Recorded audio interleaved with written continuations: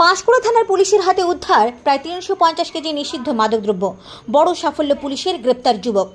গোপন সূত্রে খবর পেয়ে বিপুল পরিমাণ পপিস্ট গাঁজার রস দিয়ে তৈরি যা নিষিদ্ধ মাদকদ্রব্য উদ্ধার করল পাঁশকুড়া থানার পুলিশ।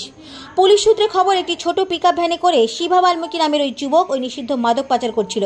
পুলিশ তার গাড়ি ধাওয়া করে 16 নম্বর জাতীয় সড়কের সিদ্ধাবাজারের কাছে আটক করে। গাড়ি থেকে উদ্ধার হয় 20 বস্তা পপিস্ট। প্রায় 350 কেজি পপিস্ট রয়েছে পুলিশের প্রাথমিক অনুমান। গাড়ি চালক শিভা হাওড়ার বাসিন্দা। সে ঝাড়খণ্ড থেকে ওই নিষিদ্ধ মাদক নিয়ে কলকাতার উদ্দেশ্যে রওনা দিয়েছিল বলে জানানো হয়েছে। পাঁশকুড়া থানার আইসি সমর দে জানান, গোপন সূত্রে খবর পেয়ে আমরা জাতীয় সড়কে নাকা চেকিং এর সময় একটি গাড়ির মধ্য থেকে বিপুল পরিমাণ নিষিদ্ধ মাদক উদ্ধার করি। সাথে গাড়ির চালক শিভা বাল্মীকিকে গ্রেপ্তার করা হয়েছে।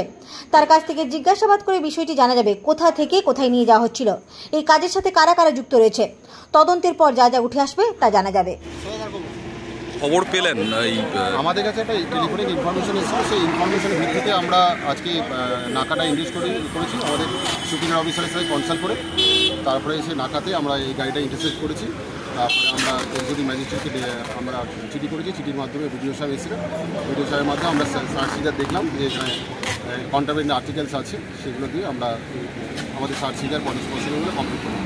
স্যার, কত কেজি উদ্ধার হয়েছে বা এর সাথে কারা? আনুমানিক 20টা বস্তার মতো আছে, স্যাক আছে। মোটামুটি আপনি ধরে রাখতে পারেন 400 কেজি কাজে।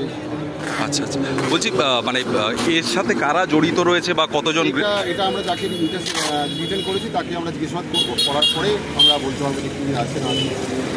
আনুমানিক কত টাকার এটা হতে পারে বলে মনে হয়? এটা মার্কেট ভ্যালু পরবর্তীকালে আমরা করে ভেরিফাই করে তারপর বলতে পারবো। ঠিক আছে।